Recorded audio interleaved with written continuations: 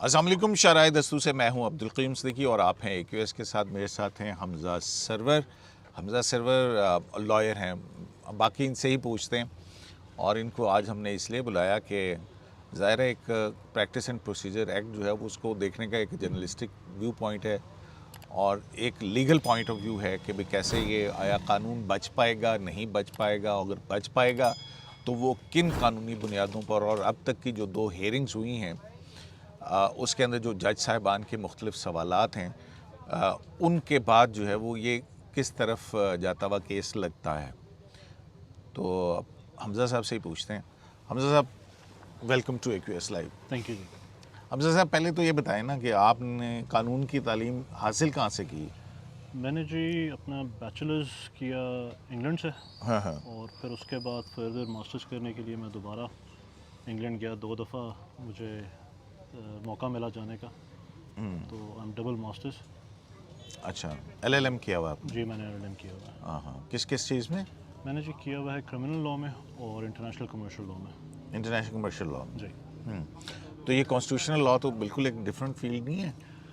بالکل ہے. اس میں آپ کو بہت کم ایسے ملیں گے جنہوں نے اسپیشلائزیشن کی ہو کانسٹیٹیوشنل لاء کی. ہاں. لیکن ادروائز بھی جو ان دا سینس آف لاء آپ کا کانسٹیٹیوشن صرف یہ نہیں ہے کہ آپ نے پڑھ لینا with any other law as well, کہ صرف پڑھ لینا بات نہیں ہے. اصل میں ہے کہ جی آپ نے اس کو سمجھنا کس طرح سے ہے. کیونکہ جب کورٹس بھی انٹرپریٹ کرتی ہیں وہ اس کو سمجھتی ہیں. بے شک انہوں نے کتنی ججمنٹس لکھی ہوں اس میں سارا کچھ ہوتا ہے. دیٹس وائی آپ کو اسسٹنس چاہیے ہوتی ہے نا لائر کی. بالکل جی. ورنہ تو قانون آئین تو سارا ججوں نے پڑھا وہی ہوتا ہے نا. جی تو بار بار ایک ہی کیس کو آنا اس کو دیکھنا تو اس میں اچھا دیکھیں ایک تو یہ آپ کو یہ قانون بچتا ہوا نظر آتا ہے یا آپ سمجھتے ہیں کہ یہ انڈیپینڈنس آف جوڈیشری کے ٹچ سٹون کے اوپر یہ قانون مشکل میں جا سکتا ہے؟ دیکھیے بیفور وی کامنٹ کہ جی کیا یہ قانون ویلڈ ہے کہ نہیں ہے، کانسٹیٹیوشنل ہے کہ نہیں ہے، پہلے تو قانون کیا ہے وہ تو دیکھ لیتے ہیں. ہاں جی. ہاں. تو قانون اصل میں آپ کا کر کیا رہا ہے وہ چیز دیکھنی ہے. پھر اس کے بعد کہ کیا، کیونکہ بات یہاں پہ کویشچن از ناٹ کہ جی قانون کیا صحیح ہے کہ نہیں ہے. سب سے پہلا جو کویشچن ہے کہ کیا جو لوگ پٹیشنز لے کے آئے ہوئے ہیں وہ جو ایک جورسڈکشن انووک کرنے کی کوشش کر رہے ہیں کیا وہ انووک ہو سکتی ہے کہ نہیں ہو سکتی. یعنی 184 کا وہ دروازہ کھول سکتا ہے کہ نہیں کھول سکتا؟ بالکل. ہاں. تو جو کویشچن آپ کا پہلے جو ہے کہ کیا یہ فنڈامنٹل رائٹ کو کسی کو افیکٹ کرتا ہے یا نہیں. ہم نے سنا ہوگا انہانسمنٹ کا لفظ بہت زیادہ کورٹ میں، لیکن فرسٹ اینڈ فارموسٹ آپ کا جو آرٹیکل 184(3) ہے اس کی اپلیکیشن بہت نیرو ہے. ڈسپائٹ دا فیکٹ کہ ہماری کورٹس نے یہاں پہ اس کو بہت وائڈلی اپلائی کیا ہے، لیکن آپ کانسٹیٹیوشن کو چھوڑ کے یہ نہیں کہہ سکتے کہ جی کیونکہ ہم نے انٹرپریٹیشن اس طرح سے کر دی ہے تو بس یہی ٹھیک ہے. آپ کا کانسٹیٹیوشن بڑا کلیئرلی اس کا ایک نیرو اسکوپ رکھتا ہے. اس میں ہم جو زیادہ public interest and enforcement of fundamental right. جی اصل میں تو یہ ہے پبلک انٹرسٹ جو ہے وہ ایک کوالیفائنگ ہے کہ کس وقت کورٹ اس کو دیکھ سکتی ہے اس جورسڈکشن میں. اصل چیز ہے کہ انفورسمنٹ آف فنڈامنٹل رائٹس، اور پھر اس کے بعد جو انہوں نے ریمیڈی دینی ہے that has to be with in the scope of that article of that fundamental right. دیکھیں نا وہ ریمیڈی تو وہ یہی مانگ رہے ہیں. وہ کہہ رہے ہیں کہ جناب یہ جو قانون ہے، درخواست گزاروں کی بات کر رہا ہوں، ابھی تو ڈیفینڈ کریں گے ظاہر ہے کہ جو بھی ہیں اس میں، لیکن درخواست گزار یہ کہتے ہیں کہ یہ انڈیپینڈنس آف جوڈیشری کے خلاف ہے کیونکہ اس سے کورٹ کو ریگولیٹ کرنے کی کوشش کر رہی ہے پارلیمنٹ. اور یہ کہاں ہے کہ آج یہ چیف جسٹس کے اختیارات اور بینچز کی تشکیل کے حوالے سے آئندہ جو ہے فیڈرل گورنمنٹ یہ اختیار یا لیجسلیچر یہ اختیار بینچز کی تشکیل کا ایگزیکٹو کو دے دے تو اس میں یہ کیسے ہو سکتا ہے؟ آپ تو چیف جسٹس کی پاورز جو ہے وہ جو ٹریکاٹمی آف پاور کا پرنسپل ہے اس میں آپ تو داخل ہی نہیں ہو سکتے ہیں اس میں. دیکھیے جہاں تک کویشچن ہے کہ ایگزیکٹو کو دے دے، یہ بھی ایک کامنٹ آیا تھا. آپ کا کانسٹیٹیوشن یہ بڑا کلیئرلی کہتا ہے کہ جی انڈیپینڈنس آپ نے ایگزیکٹو سے دینی ہے اور اس میں دے ایون اسٹیٹڈ کہ جی with in the time of 14 years. تو وہ ایک چیز جو ایک سپوزیشن بنائی جا رہی ہے کہ جی ایگزیکٹو کو اگر دے دیں, وہ ان مائی اوپینین ویسے ہی فلاڈ ہے. جہاں تک بات آ گئی کہ جی انڈیپینڈنس آف جوڈیشری کی, تو independence of judiciary is not a fundamental right. نہیں, کیوں؟ انڈیپینڈنس آف جوڈیشری, آپ کا right to fair trial is not dependent on that. پہلے تو آپ نے یہ طے کرنا ہے کہ انڈیپینڈنس آف جوڈیشری ہے کیا, اور ان کی انڈیپینڈنس کس سے ہونی ہے. کیا وہ ایگزیکٹو سے ہونی ہے کہ لیجسلیچر سے ہونی ہے؟ آپ کا کانسٹیٹیوشن تو کہتا ہے ایگزیکٹو سے ہونی ہے, لیجسلیچر کی وہ کوئی بات نہیں کرتا. نہیں, لیکن اگر ابھی ہم نے دیکھا کہ ججمنٹ اینڈ ریویو ایکٹ جو ہے وہ سپریم کورٹ نے اڑا دیا, وہ بھی تو لیجسلیٹو وہی تھا, جو پار ہیں پارلیمنٹ کی لیجسلیٹو پارس تھی, انہوں نے بنایا, لیکن سپریم کورٹ نے اس کو کہہ دیا کہ نہیں جناب یہ نہیں ہو سکتا. دیکھیں وہ first of all contempt of court کا جو تھا کوکا 2012 اس کو اڑایا, این آر او وہ اڑایا. دیکھیں اس میں تو ہم نے ڈاکٹرن آف نیسیسٹی بھی بنائی. اب کویشچن یہاں پہ کیونکہ اٹ از فل بینچ, تو جو پریسیڈنٹس ہیں سپریم کورٹ کی ہوں یا کہیں اور کی بھی ہوں, کسی اور جورسڈکشن کی بھی, کیونکہ ہم نے باہر کی بھی جورسڈکشن کا بڑا اس میں سنا ہے, ان کی صرف پرسویسو ویلیو ہے. آپ نے کچھ کامنٹس یہ بھی سنے ہوں گے کہ جی جو سپریم کورٹ کی ججمنٹس ہیں دے آر بائنڈنگ. اب بائنڈنگ کس پہ ہیں؟ وہ بھی آپ کا جو کانسٹیٹیوشن ہے وہ بتاتا ہے کہ they are binding on all other courts. اس میں صرف جو اس کی بائنڈنگ نیچر ہے وہ جوڈیشری کے اوپر ہے. It is not on the executive, it is not on the legislature. تو یہ جو ایک کانسیپٹ ہمارا اوبویسلی آپ کو جو کانسٹیٹیوشن ہے وہی دیتا ہے انڈیپینڈنس آف جوڈیشری کا, لیکن ایٹ دا سیم ٹائم انہوں نے یہ بھی بتا دیا ہے کہ انڈیپینڈنس آف جوڈیشری ہمیں ایگزیکٹو سے ہم دے رہے ہیں, اور جو ایگزیکٹو سے دینے کا کہا وہ بھی لیجسلیچر کو انہوں نے کہا کہ لیجسلیچر نے انڈیپینڈنٹ کرنا ہے جوڈیشری کو ایگزیکٹو سے. تو جہاں تک اس قانون کی بات آتی ہے, آپ کا آرٹیکل 10A صرف اس میں فال کر سکتا ہے, جس کے تحت یہ دروازہ کھولنے کے لیے یہ چابی یوز کر سکیں. اب article 10A in it self آپ کو رائٹ ٹو فیئر ٹرائل دے رہا ہے, ڈیو پروسیس. اب کیا اس ایک چیز کو, اگر اس رائٹ کو وہ تو لا کے پریمبل میں بھی لکھا ہوا ہے نا کہ یہ کیوں اس طرح سے, ہاں, تو یا تو آپ اس کو کم کر رہے ہوں, اس میں کوئی رکاوٹ پیدا کر رہے ہوں, اس کو انفرنج کر رہے ہوں, تو پھر تو آپ یہ رائٹ جورسڈکشن انووک کر سکتے ہیں. لیکن اگر وہ نہیں ہو رہا دین واٹ؟ یہ بات ہوئی کہ جی اس کو جو جورسڈکشن ہے اس کو بڑھانے کی انٹری 55 میں. میرے اپنے خیال میں آپ کو انٹری 55 تک بھی جانے کی ضرورت نہیں ہے. اچھا, کیونکہ آرٹیکل 191 یہ بڑا کلیئر ہے اس کے اندر کہ آپ جو سبجیکٹ ٹو کانسٹیٹیوشن اینڈ لا. اب وہاں پہ ایک کویشچن آیا کہ جی کیا ایکٹ آف پارلیمنٹ لا ہے کہ نہیں ہے. اس میں بڑا کلیئرلی آرٹیکل 75(3) بتاتا ہے کہ ایکٹ آف پارلیمنٹ ہی صرف لا ہے. 75(3) وہی ابھی جو پیچھے جھگڑا پڑا تھا کہ پریزیڈنٹ نے اسینٹ دی ہے یا نہیں دی ہے, اس میں 75(3) یہ کہتا ہے کہ اگر قانون بن جاتا ہے تو that will be considered as act of parliament. Act of parliament, ہاں, تو مطلب act of parliament is a law. بالکل. لیکن وہاں پہ وہ پھر بحث ادھر چلی جاتی کہ ججمنٹ لا بھی تو لا ہے نا جی, اور یہاں پہ پریویل کرے گا کیونکہ یہ رولز جو ہیں وہ سپریم کورٹ نے خود بنانے ہیں. کانسٹیٹیوشن یہ کہتا ہے نہیں, یہ انٹرپریٹیشن ہے کہ جی وہ انہوں نے خود بنانے ہیں. ابھی جو یہ والا ایک طرح سے آپشن دی گئی ہے کہ دا سپریم کورٹ میں میک رولز, اس میں یہاں پہ کہیں نہیں کہا گیا سپریم کورٹ ول یا شیل میک رولز. اور اگر آپ اس کو کمپیریزن کریں, غالباً آرٹیکل 67 ہے جس میں ہاؤسز نے اپنے رولز بنانے ہیں. اس میں ہے subject to the constitution the houses میں میک دیئر رولز. لیکن اسی کا پارٹ بھی ہے جو کہ کہتا ہے کہ until that time the houses make their rules, جو ان کا پروسیجر ہے that shall be governed by the rules made by the president. تو یہاں پہ ڈسٹنکشن اس آرٹیکل کے اندر ڈسٹنکشن دے دی گئی ہے مے اور شیل کی. تو دس از ناٹ اے رائٹ، یہ پاور ایز سچ نہیں دی گئی، یہ آپشن دی گئی ہے. کیونکہ لیٹ سپوز اگر 1980 میں یا 1990 میں یا 2000 آج تک بھی اگر نہ بنائے ہوتے رولز تو کیا ہوتا؟ کیا کوئی سپریم کورٹ کس طرح سے گورن ہوتی، کس طرح اس کا پروسیجر چلتا؟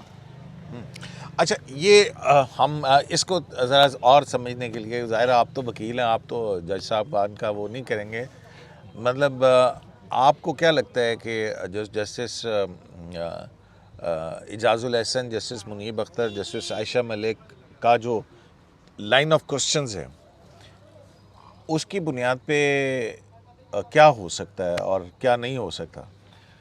دیکھیں as far as the reading of the constitution is concerned, تو جو کوشچنس وہ کر رہے ہیں ان کوشچنس میں بڑا سمپل سا ہے. ایک کوشچن کیا گیا کیا ایکٹ آف پارلیمنٹ لا ہے کہ نہیں ہے، وہ میں نے آپ کو جیسے بتایا 75(3) بلکہ 75(3) سے بھی زیادہ آرٹیکل 238 میں یہ کہا گیا ہے کہ جی the constitution may be amended by an act of parliament, may be amended by an act of parliament. تو ایکٹ آف پارلیمنٹ کا تو بڑا کلیئرلی کانسٹیٹیوشن نے بتا دیا ہے کہ وہ کیا ہے 75(3) میں کہ جی وہی لا ہے، اس کے علاوہ کسی چیز کو کانسٹیٹیوشن کے حد تک لا کنسیڈر نہیں کیا گیا. اس کے بعد بات آتی ہے کہ جی انڈیپینڈنس آف جوڈیشری. ڈاکٹرن آف انڈیپینڈنس آف جوڈیشری تو ٹھیک ہے، لیکن ایٹ دا سیم ٹائم ہمیں یہ بھی نہیں بھولنا چاہیے ہے کہ ڈاکٹرن آف لیجسلیٹو سپریمیسی بھی ہے کہ آپ کا لیجسلیچر جو ہے وہ سپریم ہے. It is not just judiciary.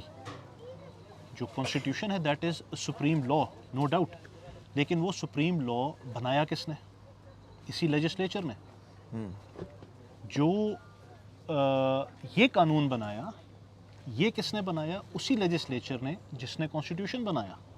ٹھیک ہے، تو اس میں 2/3 میجورٹی کی بات آتی ہے، اور اگر ہم 2/3 میجورٹی کی طرف بھی جائیں تو اس کو امینڈ کانسٹیٹیوشن کو کرنے کے لیے پارلیمنٹ کو 2/3 میجورٹی چاہیے، دونوں ہاؤسز کو. لیکن اس کی انٹرپریٹیشن کے لیے ایک فرد واحد بھی کر سکتا ہے. ہاں، یہ 3 جج صاحبان کر سکتے 3 جج صاحبان کر سکتے ہیں، یا آپ جتنے بھی اس میں کر لیں، لیکن اس میں ممانعت نہیں ہے کہ جی آپ نے 3 میں، وہ اوبیسلی کانسٹیٹیوشن میں نہیں ہے. ادروائز جو پروسیجر ہے وہ نہیں. وہ یہ کہتے ہیں کہ یہ جو قانون ہے اس کے ذریعے سے آپ نے ایک لمٹ لگا دی کہ جی کانسٹیٹیوشنل پوائنٹ ہوگا تو 5 جج سنیں گے، اور 3 جج صاحبان جو ہیں وہ اپنا ایگزیکٹو اختیار استعمال کر کے جوڈیشل ریویو کا جو ہے وہ اس کو روک دیں گے.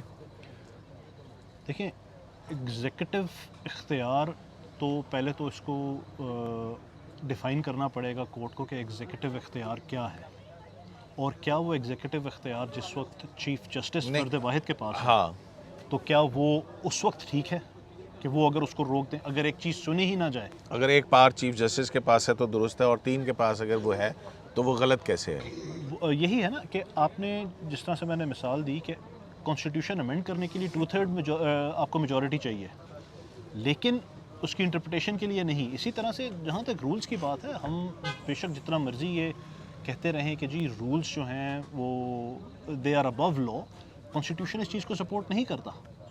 کانسٹیٹیوشن بڑا کلیئر ہے کہ these rules are subordinate to law. ٹھیک ہے، and the constitution obviously the constitution and the law. نہیں جی، بیٹھے ہوئے ہیں، ذرا ہم بات کر رہے ہیں. اچھا تو دیکھیں نا، ابھی جو پریکٹس ججمنٹ اینڈ ریویو ہے اس میں جو ججمنٹ آئی، انہوں نے کہا 199 کے نیچے جو سپریم کورٹ رولز ہیں وہ ہائر پیڈسٹل پہ ہیں دین آرڈنری لا. جی یہ آرگیومنٹ دیا جا رہا ہے، لیکن ایٹ دا سیم ٹائم کس طرح سے جس وقت یہ رولز بنے اور یہ کانسٹیٹیوشن کے اندر کلیئرلی لکھا گیا that it is subject to the constitution and law, تو لا کیا ہے؟ لا ہم نے دیکھنا ہے کہاں پہ سے ڈیفائن ہوتا ہے.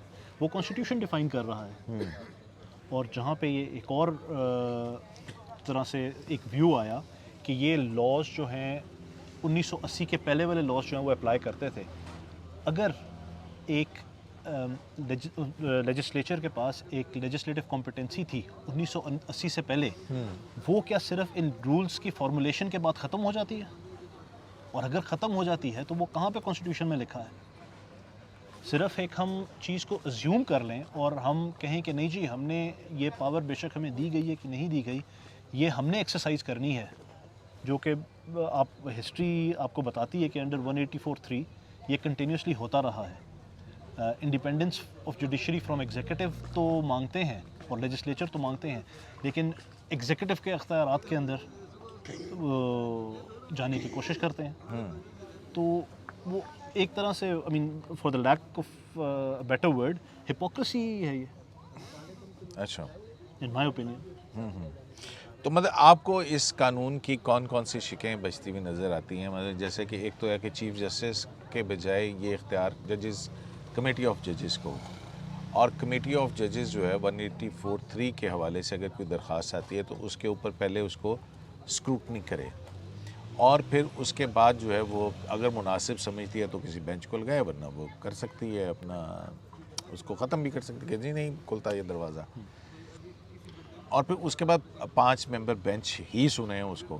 تو یہ ساری چیزیں جو ہیں یہ نہیں لگتا کہ عدلیہ کے اندرونی معاملات کے اندر پارلیمنٹ مداخلت کر رہی ہے, اور پھر اوپر سے ایک رائٹ آف اپیل بھی کریٹ کر دیا انہوں نے انڈر آرڈنری لاء, کیونکہ جو اعجاز الاحسن صاحب کا آرگومنٹ ہے وہ یہ کہتے ہیں کہ یہ کانسٹیٹیوشنل پاور ہے 184(3), اور اس میں جو لیجسلیچر تھی یا آئین ساز تھے انہوں نے ڈیلیبریٹلی اس کے اندر اپیل نہیں دی ہے, بلکہ اس میں ریویو کی بات کی ہے انہوں نے.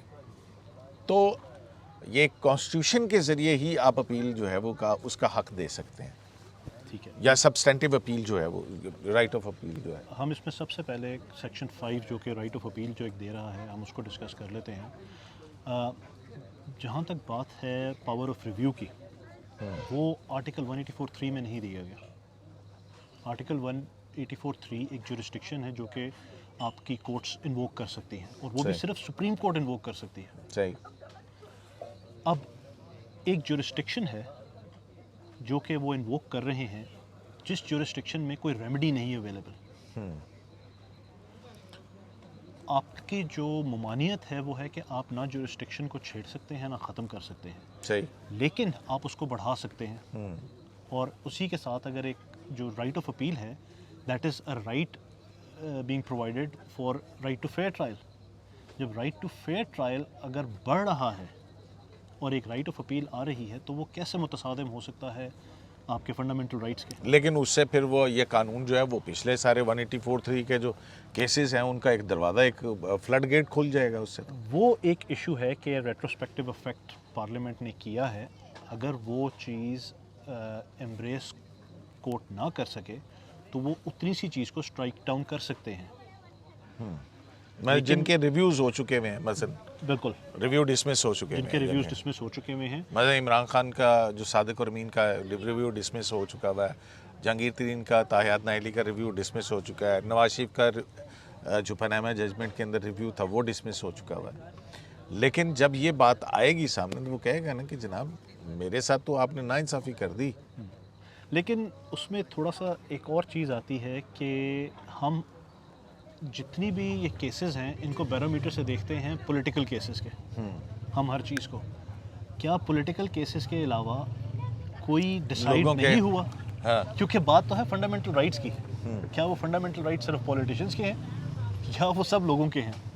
اور اگر آپ یہ کہتے ہیں اگر ایک چیز کے اندر کسی کے جسٹس نہیں آپ نے دیا, ایکسیس آف جسٹس کی بات ہوئی, اگر کسی کو رائٹ آف فیئر ٹرائل ہی نہیں ملا اور وہ یہ سمجھتا ہے کہ میرے خلاف جو ایک ڈیسیجن ہے وہ غلط ہوا, تو آپ کیوں نہ رائٹ دیں؟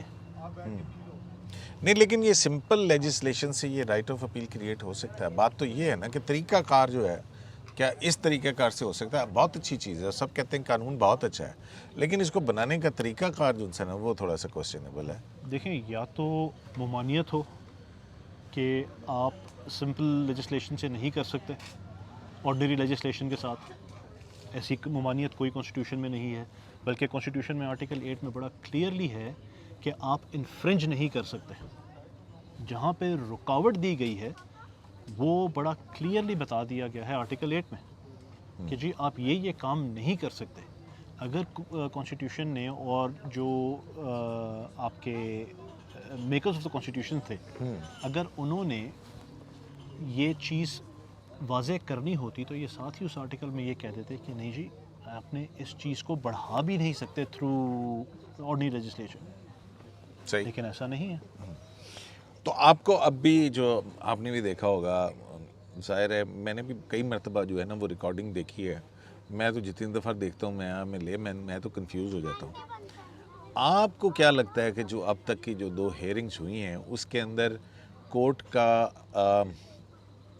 کیا کس رخ پہ جاتی ہوئی نظر آ رہی ہے؟ دیکھیں ابھی تک میجورٹی جو آرگیومنٹس ہیں وہ پٹیشنرز کی طرف سے آئے ہیں.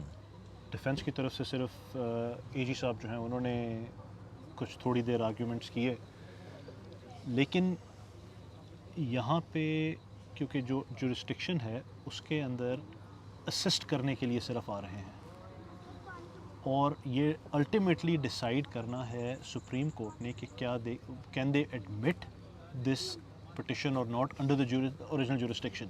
قانون کی بات تو بعد میں آئے گی کہ ویدر اس کی متصادم ہے کہ دروازہ نہیں ہے. کھولیں گے تو پھر اندر بالکل. جائیں گے نا، جب دروازہ کھل گیا تو پھر ہے، تو آپ سمجھتے ہیں کہ یہ دروازہ کھلنے سے حد وہی ہو جائے گا. جی یہ دروازہ ہی نہیں کھل سکتا. اچھا، اب اس کے بعد یہ 184(3) کی فل کورٹ بیٹھا ہوا ہے، جی قانون بھی ہے، یہ قانون بچتا ہے تو صورتحال بالکل مختلف ہوگی. اور پھر اس میں یہ جو پیچھے سے 1 مہینہ ابھی بھی پچھلا بینچ جو تھا، اس 8 رکنی بینچ، اس نے ایک سٹے آرڈر جاری کیا تھا، جی لیکن اس بینچ نے جب یہ فل کورٹ بنی اس کے بعد انہوں نے پہلی ہیئرنگ کے اوپر آپ نے دیکھا کہ وہ فل کورٹ بنانے کی درخواست قبول کی، اور اس کے ساتھ ساتھ جو ہے وہ انہوں نے کہا کہ میں مشورے سے جناب بینچ بنا سکتا ہوں.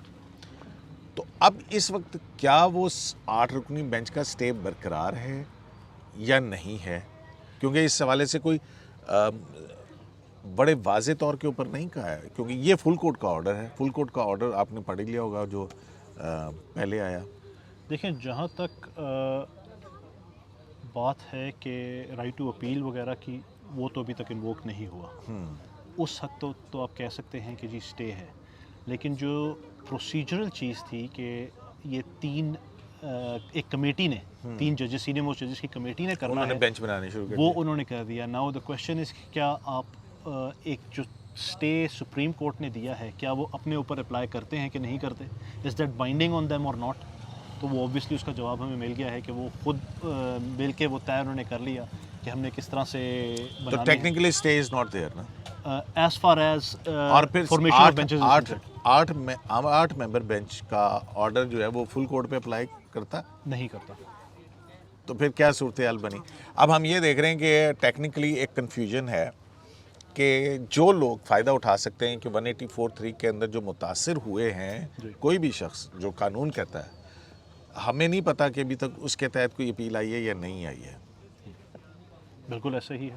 اور پھر یہ کب سے لاگو ہوگا؟ اگر یہ سٹے ختم ہو گیا ہوا ہے تو پھر اس کا مطلب یہ ہے کہ 20 اپریل 2023 سے یہ قانون نافذ العمل تھا، اور جب 20 اپریل 2023 سے یہ قانون نافذ العمل تھا تو اس کے 30 دن کے اندر وہ جو متاثرہ شخص تھے وہ اپیل داخل کر سکتے تھے. تو 20 اپریل کے بعد سے اب تو آ گیا اکتوبر، ٹھیک ہے، تو وہ تو پھر مطلب وہ تو ریڈنڈنٹ ہو گئی نا. مطلب اب آپ نہیں کر سکتے، وہ لوگ کہیں گے جی ہم کنفیوز ہیں، ہم کیا کریں.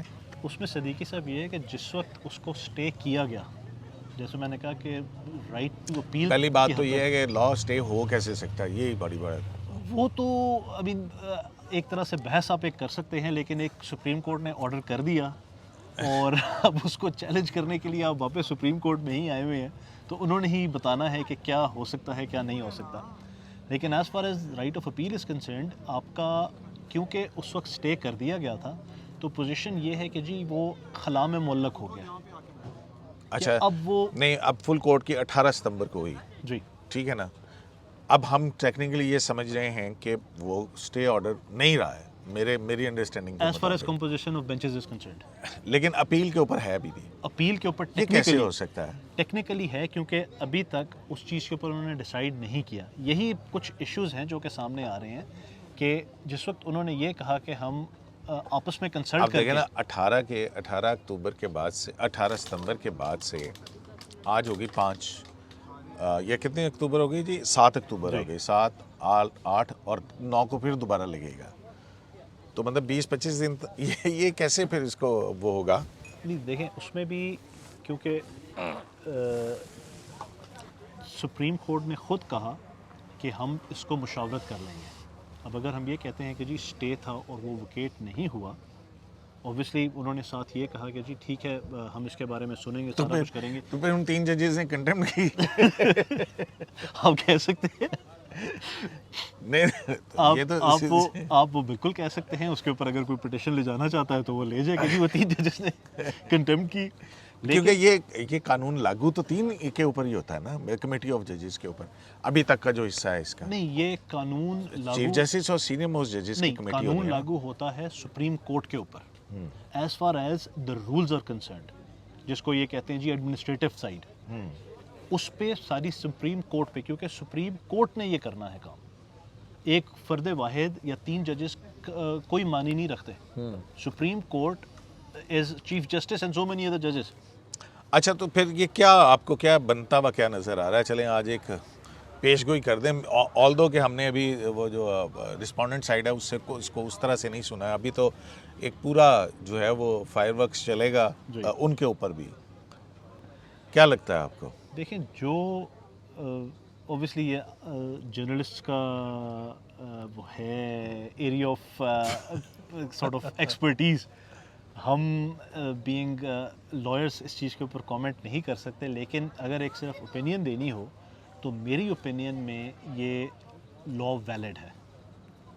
मतलब लेजिस्लेटिव कॉम्पिटेंस भी है, बिल्कुल कोई फंडामेंटल राइट इन्फ्रिंज भी नहीं हो रहा है, और पब्लिक इम्पोर्टेंस का अगर ये मामला है भी तो उसके बाद फिर जो सेकंड शर्त है उसकी कि भी इन्फोर्समेंट ऑफ फंडामेंटल राइट्स के, उससे अगर किसी का बुनियादी हक मुतासिर हो रहा हो तो फिर तो ये दरवाज़ा खुल सकता है, अदरवाइज नहीं। ये मेरी ओपिनियन में फंडामेंटल राइट आपका फर्दर हो रहा है, इन्हांस हो रहा है। और जहाँ तक बात है रूल्स की और लेजिस्लेटिव कॉम्पिटेंसी की, लेजिस्लेटिव कॉम्पिटेंसी इसमें आर्टिकल 191 खुद दे रहा है। उसके बाद आर्टिकल 191 रेड विद 141 गालिबन है एंड एंट्री 55 वो दे रहा है, और एंट्री 58 दे रहा है। इन तीनों तरह से लेजिस्लेटिव कॉम्पिटेंस है। चलें जी, ये तो इनकी अपनी राय है, और ये हमने सोचा कि भाई किसी वकील से भी बात कर लें कि कुछ समझने वाली चीज़ें हों, क्योंकि जो बहरहाल अब देखते हैं कि परसों जो है प्रैक्टिस एंड प्रोसीजर एक्ट की एक मरतबा फिर समाअत होगी, और इसमें एक बात ये भी है, जो चीफ जस्टिस से मुलाकात भी हुई और फिर चीफ जस्टिस जो हैं उन्होंने अपने कोर्ट में भी कहा था कि 184(3) के केसेस फिर इसके बाद लगेंगे। अब ये कब ख़त्म होता है ये देखने वाली बात है। फुल कोर्ट है, और अगर फुल कोर्ट में कोई एक जज अवेलेबल ना हो तो फिर वो फुल कोर्ट नहीं बन सकेगा, फिर उसकी समाअत एडजर्न भी हो सकती है। देखते हैं ये मुकदमा अब कितनी जल्दी इसके ऊपर पेशरफ्त होती है, क्योंकि फिर उसके बाद और बहुत सारी चीज़ें जो हैं वो उन्होंने दरवाज़ा खटखटाना शुरू कर देना वाज़ेह होंगी इलेक्शन, हुकूमत, तो अब पता नहीं क्या क्या कुछ। तो शराय दस्तूर से अब्दुल करीम सिद्दीकी को AKS लाइव से इजाज़त दीजिए। अल्लाह ने